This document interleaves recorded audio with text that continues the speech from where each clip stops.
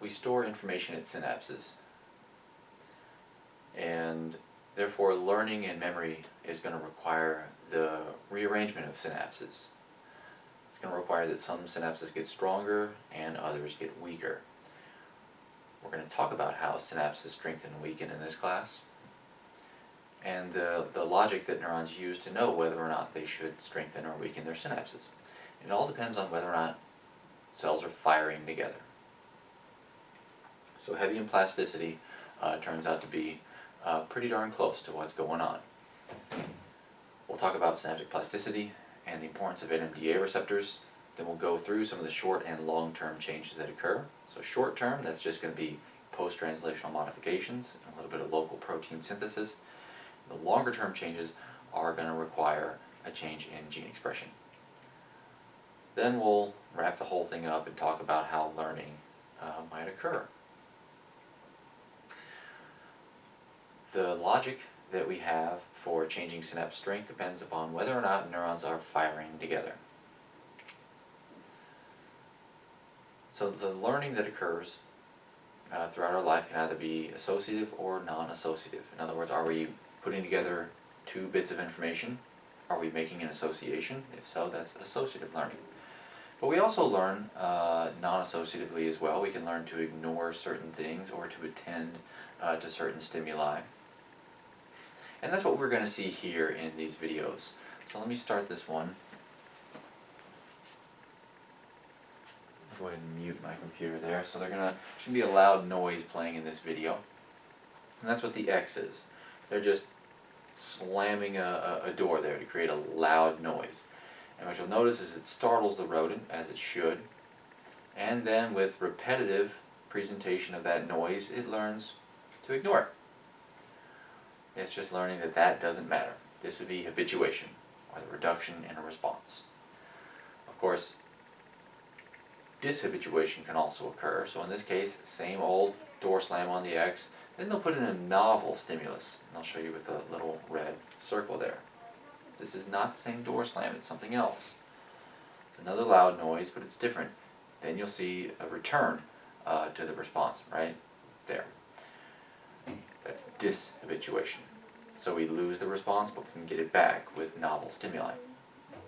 Sensitization would be an enhancement of a response, as opposed to habituation, where we see a decrease in the response. We're going to go over sensitization later on. This has been studied extensively in sea slugs. And sea slugs are fairly important to our understanding of memory for that reason. Now for associative learning, the best example is Pavlov's dog. And it's the best example because everyone uses it. So you've heard this before. We have the unconditioned stimulus of food that's going to stimulate salivation in a dog because they like to eat food. They know that food is something they eat, so they start the digestive process right away. They start salivating. When that's paired with the unconditioned stimulus of the tone, repetitively, the unconditioned stimulus is able to elicit salivation. So the repeated pairing of those two stimuli allows the unconditioned stimulus to cause the conditioned response. Salivation. So when you play the tone, the dog salivates. This occurs through Hebbian plasticity. The neurons that are firing together wire together. So if you have the bell responsive neurons firing at the same time as the salivation inducing neurons, then eventually they wire together so that the tone is able to stimulate salivation. Another example would be learning names to faces. So when you see someone's face and you hear their name, there are neurons that are going to respond to their face. They won't be in the primary visual cortex like I've drawn in this cartoon, but bear with me here.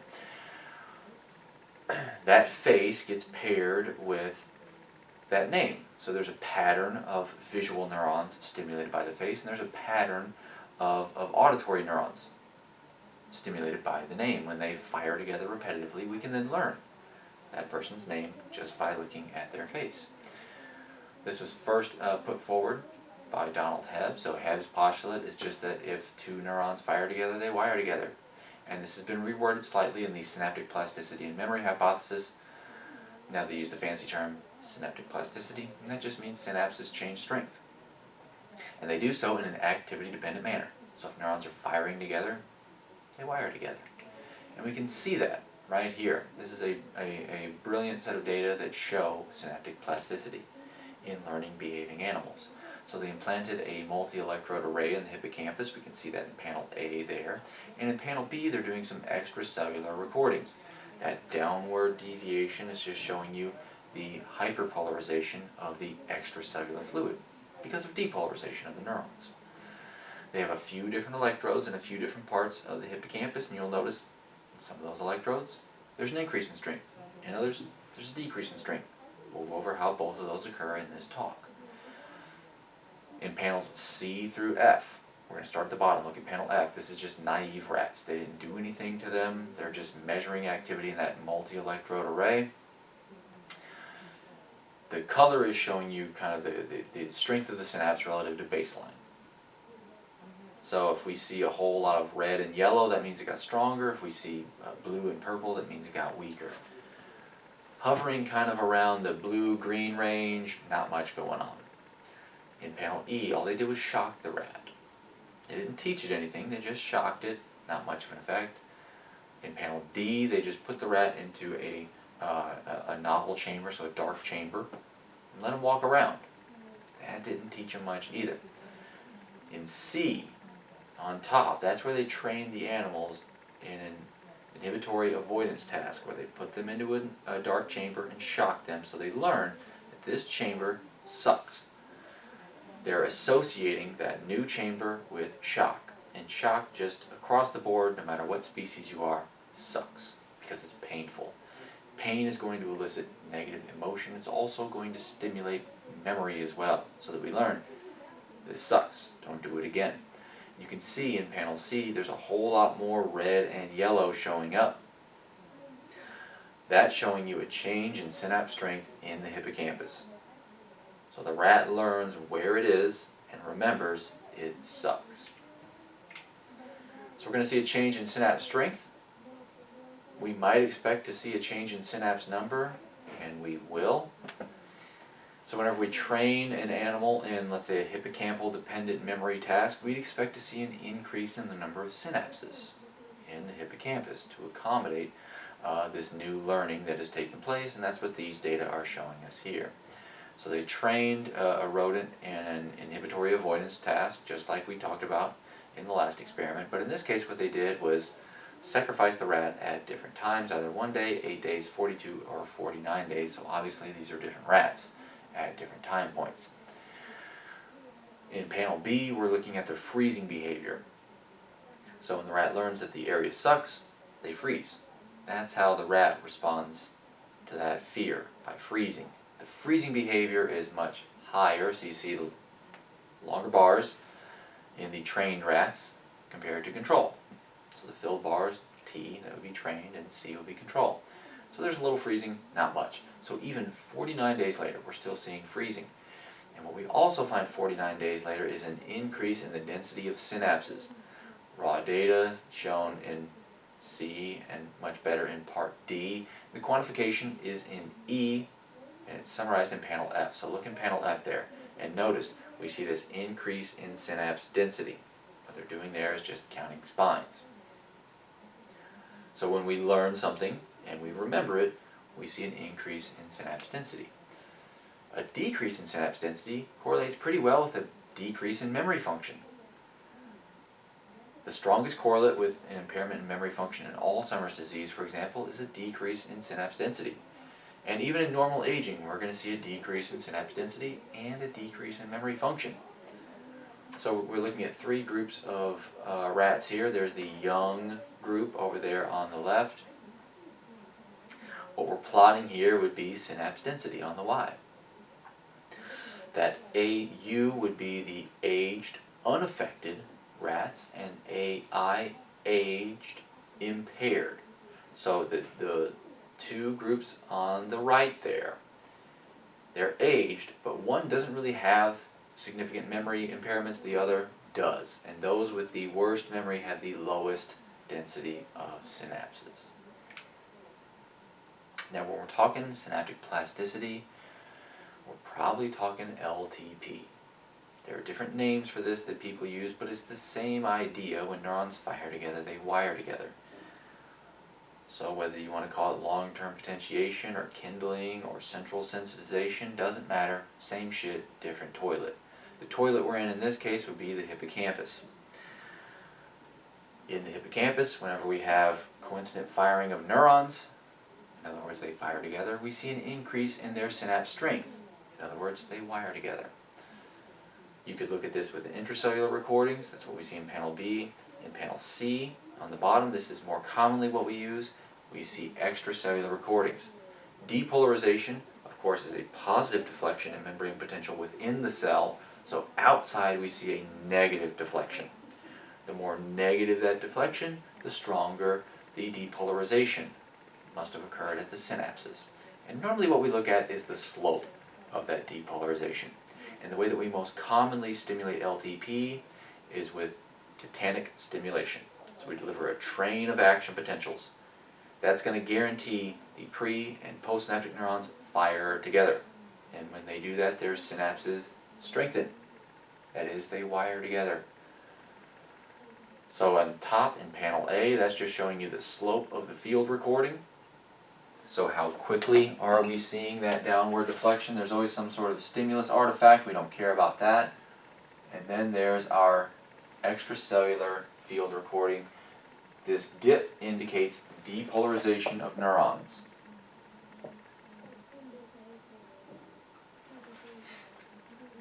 After tetanic stimulation, you see an increase in not only the amplitude but also the slope. So this is most commonly what we measure. We're going to look at slope,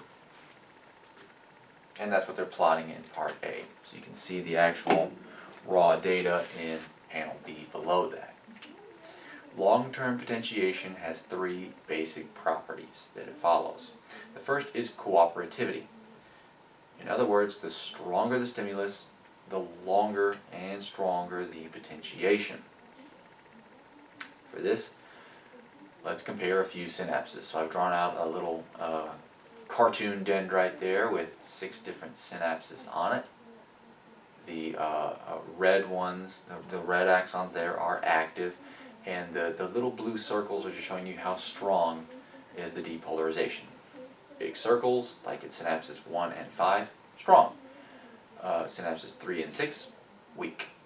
So comparing 1 and 3, strong and weak, you can see the postsynaptic effects plotted on the right at a few different time points. Red is baseline, green is a little bit later, blue is a lot a bit later. 1 is going to have much stronger potentiation than 3 because there's a stronger stimulus. That's cooperativity. Associativity. Stronger inputs are going to cause stronger depolarization, and thus they can help potentiate nearby synapses that are a little weaker. So compare the effect of 3 and 6. 3 is not close to a strong synapse that's active, 6 is. So 3 can give a little bit of potentiation, but it won't be as long-lived as synapse 6. And finally we have specificity. Only active synapses are going to be potentiated. So compare 4 and 6. 4 is not active, doesn't matter that it's near synapse 5, it won't be potentiated because it's not active. Synapse 6 will. And the reason for these 3 properties has to do with the use of NMDA receptors. LTP at most locations is going to require NMDA receptors. There are other ways of doing it, but this is very commonly used. NMDA receptors are going to explain those basic properties. So the NMDA receptors are of course going to be more long-lived glutamatergic receptors. They're going to allow robust influx of calcium. We know that we need NMDA receptors because if we block them, we don't see LTP. That's what these data are showing us here. So AP5 is an NMDA receptor antagonist. All you see is a little short-term potentiation, but nothing long-term following that tetanic stimulation. So look on top. A separate antagonist is added on the bottom. Regardless of which NMDA receptor antagonist you use, the story is the same. you deliver that tetanus, and in the presence of the NMDA receptor antagonist, you don't see long-term potentiation of those extracellular field recordings. So you need the NMDA receptor. And that's because NMDA receptors are going to allow calcium influx. Calcium influx is going to be a secondary messenger that's going to kick off the changes that occur at the postsynaptic site. So there's going to be calcium-sensitive adenylyl cyclases that will then stimulate protein kinase A, and of course calcium calmodulin kinase, CAM kinase 2, is going to be stimulated by calcium. So we need our NMDA receptors, because those are going to give us an increase in calcium, and that's what we're seeing here. Here they just injected a calcium-sensitive dye into the neuron, and then they stimulated it, and they can see a calcium spike because of NMDA receptor activation. So without activity, we're not going, without activation of our NMDA receptors, we're not going to get LTP. Let's have a look at how NMDA receptors are going to explain those three properties. So cooperativity. Well, the stronger the input, the stronger we're going to stimulate our NMDA receptors, the more robust the calcium influx, and therefore the longer and stronger the LTP. Associativity has to do with that magnesium block. So depolarization spreads to nearby synapses and removes the magnesium block. And then specificity. If we're not spitting out glutamate, and of course glycine, we're not going to stimulate NMDA receptors. It doesn't matter if the magnesium block is removed. Now let's talk about what happens to cause short and long-term changes in synapse strength. Short-term plasticity, all about post-translational modifications. Long-term plasticity is going to require a change in gene expression. First we'll have synthesis of protein, then we'll go through transcription to continue that translation. Might sound like that's backwards, but that's actually how it works. So with short-term plasticity, we just phosphorylate some proteins and either bump up their conductance or increase their abundance. For example, the early phase of LTP is going to require phosphorylation of AMPA receptors by CAM kinase 2 or protein kinase A. What CAM kinase 2 is going to do is increase the single channel conductance, and that's what these data show us here. So these are AMPA receptors. We know that because they're made of GluR1. Whenever they treat GluR1 with CAM kinase 2, GluR1 is phosphorylated, and we see a change in single channel conductance. That's what's being plotted in that first set of plots. The raw data are on top, then we're seeing the conductance through the channels, then we're looking at open time.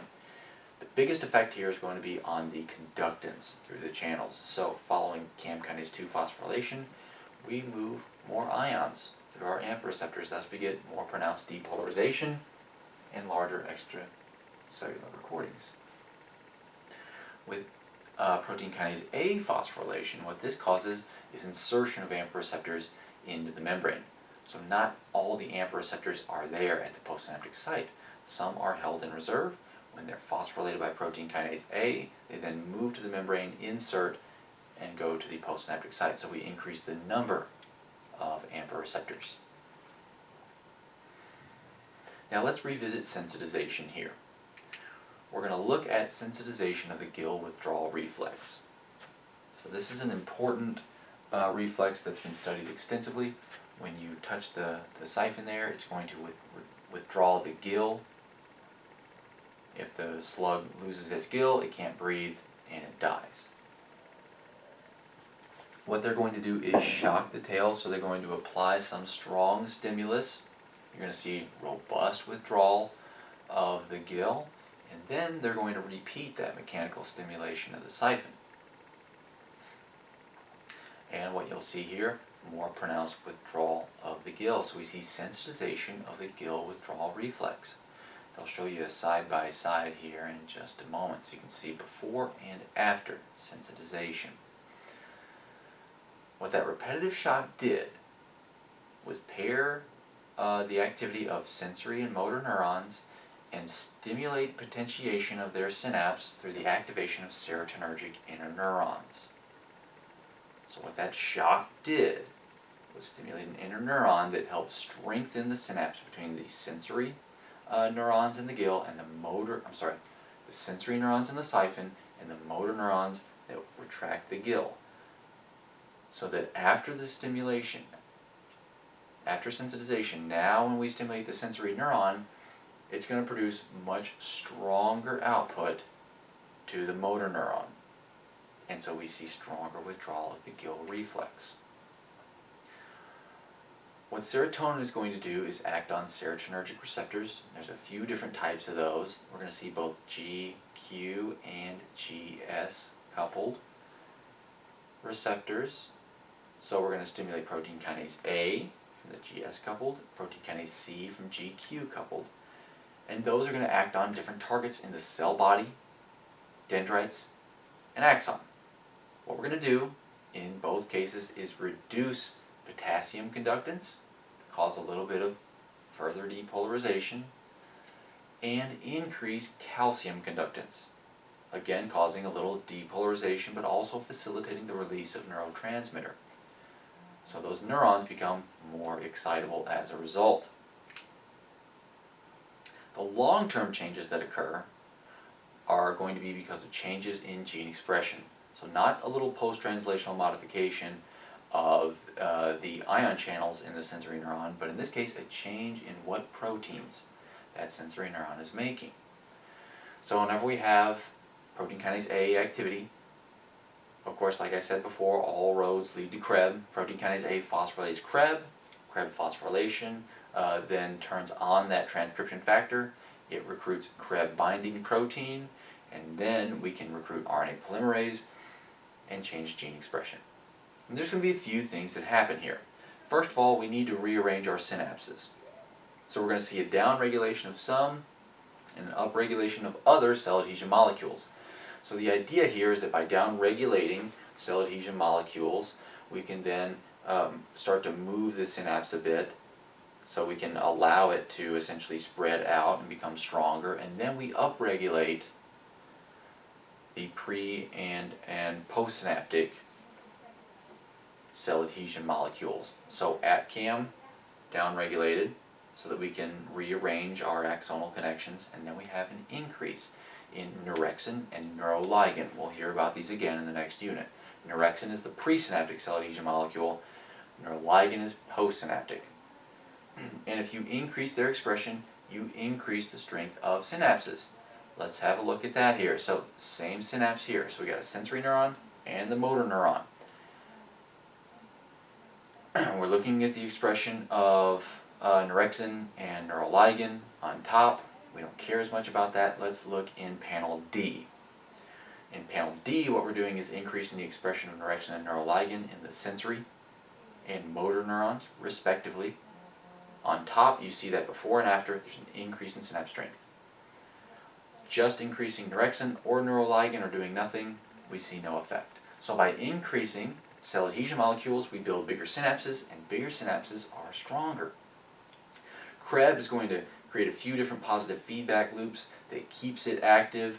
For example, it can lead to the destruction of the regulatory subunit of protein kinase A to prolong CREB phosphorylation. It can also increase expression of CREB, so we have more CREB around. And then we create an enzyme that activates TGF-beta. TGF-beta is going to stimulate receptor tyrosine kinases that eventually inhibit CREB2, and CREB2 is a repressor. So this is going to inhibit gene expression, so what we do is inhibit that inhibitor. Of course, if we're going to have a change in gene expression, we got to change the level of protein synthesis. And when you're thinking protein synthesis, you should be thinking PI3 kinase, MAP kinase, and mTOR. We'll definitely hear about this more in this class. PI3 kinase and MAP kinase are going to be stimulated by receptor tyrosine kinases. These are, through two different mechanisms, going to stimulate translation. So PI3 kinase is going to act through AKT to phosphorylate mTOR. and TOR then stimulates the assembly of translational machinery. So the ribosomes and the elongation factors. And MAP kinase, which is also called ERK, E-R-K, that's what it is in this picture. That's also going to help recruit elongation factors as well. In the presynaptic site, this can be stimulated by activation of receptor tyrosine kinases or some retrograde signal that then promotes protein synthesis. Now the later events of LTP are also going to require Krebs-dependent changes in gene expression. So if we were to inhibit MAP kinase and PI3 kinase, what we're looking at here is a MAP kinase inhibitor. And what I want you to notice is that drop in LTP. So we don't have a stable increase in synapse strength. Here you'll see that degradation by inhibiting MAP kinase. So we need MAP kinase to help promote protein synthesis.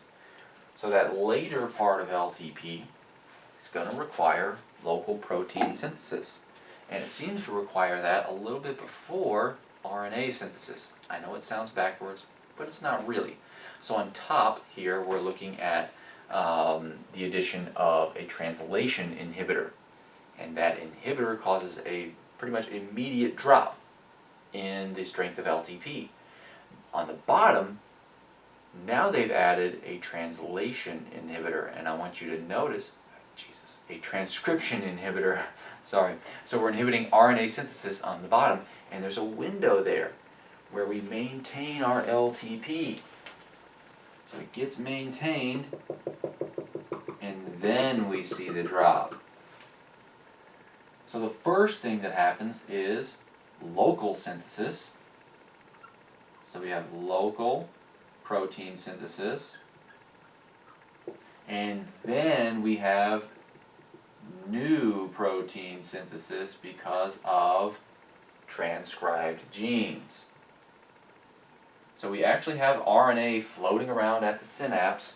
We're going to use that for the early part of late LTP, but if we're going to maintain that in the long run, we've got to make new RNA. So we think that changes in synapse strength is going to explain how we learn. It's going to allow us to rearrange synapses, and, well, we could carry out classical conditioning with this. So it could just be the neurons firing together and wiring together, or there's some neuron that facilitates that. So if we look up here, we're looking at learning and then the memory of that learning. So when we're pairing our unconditioned stimulus with the conditioned stimulus there for sensory neuron 1, that's the one that's active, not sensory neuron 2. That unconditioned stimulus is going to stimulate some sort of interneuron that facilitates activation of the sensory neuron, kind of like we see in aplesia. Of course, the sensory neuron and the motor neuron firing together will increase the strength of their synapse. And so even without the unconditioned stimulus, now the sensory neuron that responds to the conditioned stimulus has a strong enough synapse to actually recruit that motor neuron and give us our conditioned response. That motor neuron might cause movement, or it might just cause something like salivation. The motor neuron doesn't have to be a part of the somatic nervous system. It could be autonomic. In other words, cells that fire together wire together. We can also learn more complex information, or we can remember what happened in our day through LTP, neurons firing together and wiring together. So the way that we remember stuff that we can tell other people is through the hippocampus. So we have primary perceptions in the cortex. That's what I'm trying to show you here. So even with only a mere 32 neurons, you can encode over 4 billion different states. Because neurons are either active or they're not. Ones and zeros. So they have two possible states, on or off. And so there's over 4 billion different patterns that you can create with 32 different neurons. That's all it takes. We have a lot more than that. So if you think of these little pattern sensors all throughout the cortex that respond to visual or auditory information, how things feel, for example. So in this little cartoon, we're remembering our day at the beach. So the feel of the sand on our feet, what the waves sounded like, maybe we built a sand castle or we're looking at the sunset, whatever. There's going to be multiple sensory modalities, and those sensations are nothing more than different patterns of cortical neuron activity.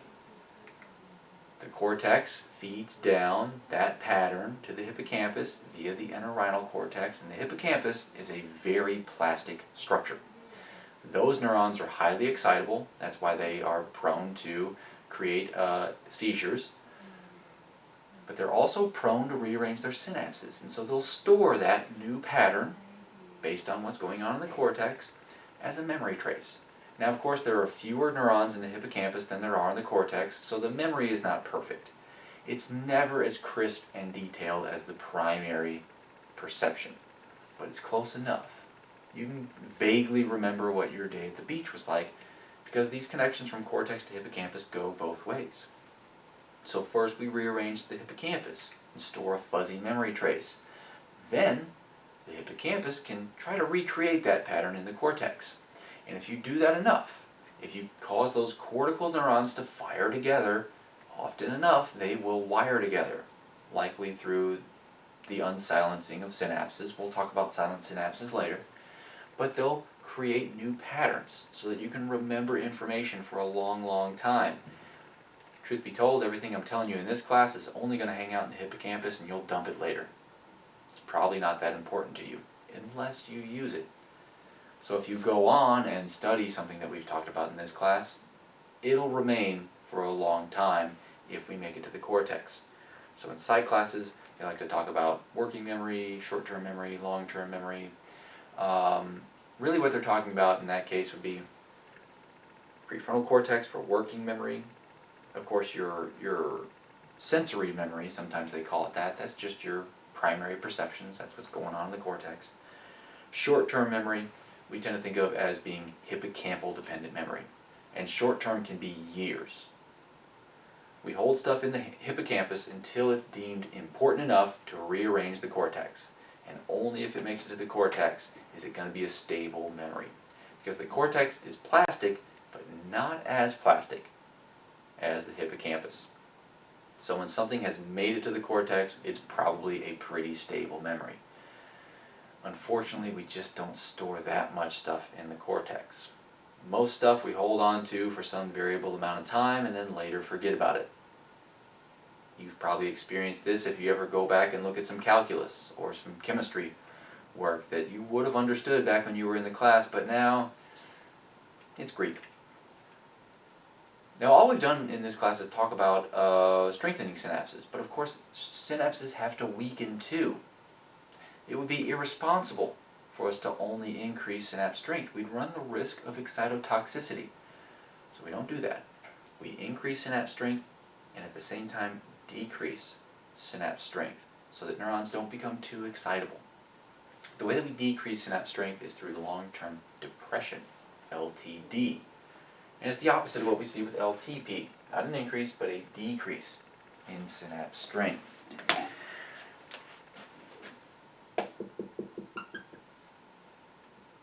The way that we get LTD rather than LTP is not through robust stimulation of synapses, but fairly weak stimulation of synapses. So it's not that neurons are inactive, it's that they're not communicating that often. Just like with people, if you don't keep in touch, you don't keep in touch. And if the neurons don't keep in touch, they're going to weaken their synapses. Now, recall from last lecture that depending on how much calcium we have floating around in the cell, that's going to determine whether we're biased toward kinase activity or phosphatase activity. If we're biased toward kinase activity because of strong stimulation, we're going to see LTP. If we're biased toward phosphatase activity, we're going to undo all that stuff that kinases do, and we're going to see LTD. And we think that phosphatases are pretty darn important because when you inhibit phosphatase activity, you don't see LTD. Let's look at these data. So on top, they're just stimulating LTD. So not tetanic stimulation, but kind of low frequency stimulation. With that low frequency stimulation, you see a decrease in synapse strength, so we're dropping below 100%. In B, just add a phosphatase inhibitor and you can block LTD. On the other hand, you add that phosphatase inhibitor without stimulating LTD and you'll see a little bit of an increase in synapse strength. So kinases strengthen synapses, phosphatases weaken synapses. So just think about all the crap we talked about. They were all driven by kinases, whether it be the post-translational modification of AMPA receptors. That's going to increase their conductance and abundance. So a phosphatase will decrease their conductance and abundance. If you decrease the conductance and abundance of AMPA receptors at a synapse, you now have a weaker synapse. Kinases are fairly important for stimulating local protein synthesis. Phosphatases will obviously undo that. So if we're going to learn some things, we got to forget some others. If we're going to increase the strength of some synapses, we got to decrease the strength of others. So we think of LTD as the mechanism for forgetting. But I don't want you to forget to use that questions box if you have any questions on what we've talked about here. Fill that out so I know what to chat about in class. That's it for today. I'll see you later.